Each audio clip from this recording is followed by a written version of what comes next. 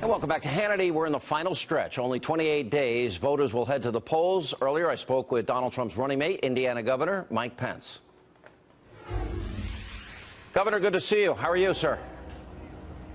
I'm great, Sean. Great to be back in Iowa. Had a great rally here today, and it's good to be with you. You know, Governor, I was really glad to see, I wrote a whole piece on my website, Hannity.com, actions speak louder than words. And I know that a lot of people didn't like, quote, what Donald Trump said in the tape that was released. I'm getting some information that maybe Republicans had a hand in that, but that's a story for a different day. My question to you is, what do you make of so many weak Republicans that have done everything they can do and are doing to hurt this campaign, hurt Donald Trump, not see the dramatic, profound differences in policy, and not prosecute the case against Hillary the way Donald Trump did in the debate Sunday night? What do you say to the Paul Ryans of the world? Well, Paul Ryan is a personal friend of mine for many years, but I just respectfully disagree with him. Donald Trump and I couldn't be more grateful for the support that we're receiving from people all across this country, including Republican leaders. You know, I'm here in Iowa with Senator Joni Ernst, Congressman Steve King, Governor Terry Branstad, who are standing strong with Donald Trump. I got a call earlier today from Senator Roy Blunt asking us to come into Missouri for him. So I know the media likes to focus on a handful of Republicans who have chosen a different course, but we've really been overwhelmed to see leaders and rank-and-file Republicans and many independents, and frankly, at my rallies here in Iowa today, many Democrats who are responding to Donald Trump's message that we can make America great again. We can rebuild our military, revive our economy the way Ronald Reagan did in the 80s, and we can have appointments to the Supreme Court of the United States that will uphold our Constitution. So we're proud of the support we have here in Iowa, all over the country, and we're going to continue to work over the next 4 weeks to earn the confidence of even more Americans. I want to talk about some of these hacked emails. Let's look at some of the substance in them. It came up in your debate. It came up in the debate Sunday night about Donald Trump and Vladimir Putin, but we've got hacked emails showing Hillary praising Putin.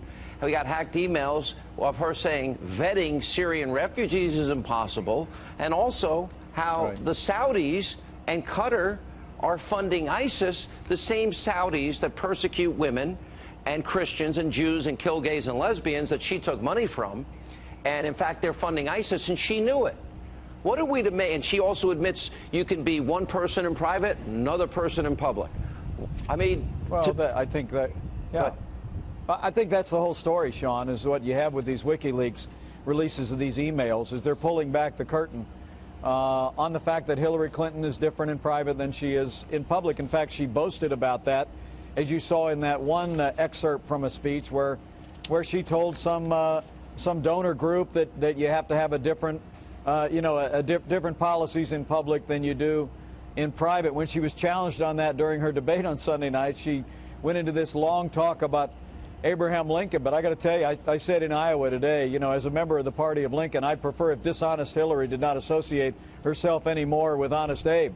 And but you know, all this, the most remarkable one to me is the fact that we learned through the release today that she may well have released classified information about the takedown of Osama bin Laden.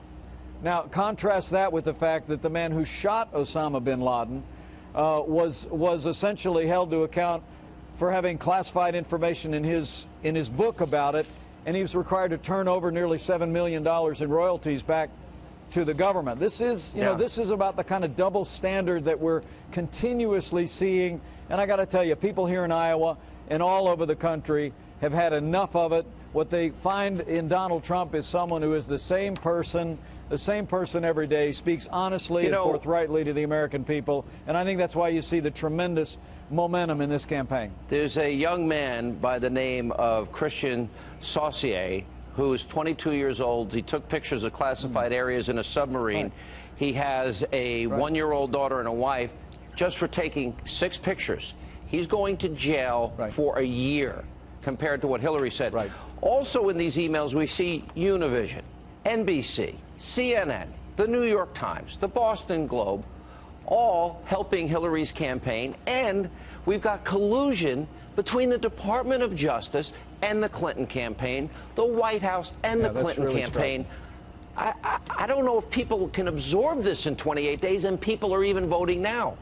What's your reaction to all this? I think people are absorbing it. I'll tell you what, at our rally here in Iowa today, I talked about those very same things. I mean, the fact that it came out today, and your viewers really just need to go and look at it, that the campaign manager for Hillary Clinton's presidential campaign said that the folks at DOJ had given them a heads up about information in the Justice Department's investigation of her private server.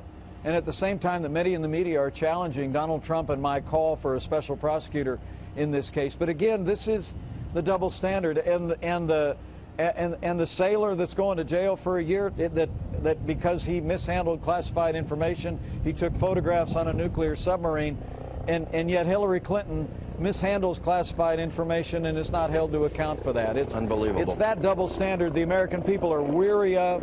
I think they see through it, and I think that's why, even against all odds, against a media that literally does half of Hillary Clinton's work for her every day, this campaign is gaining momentum all across America.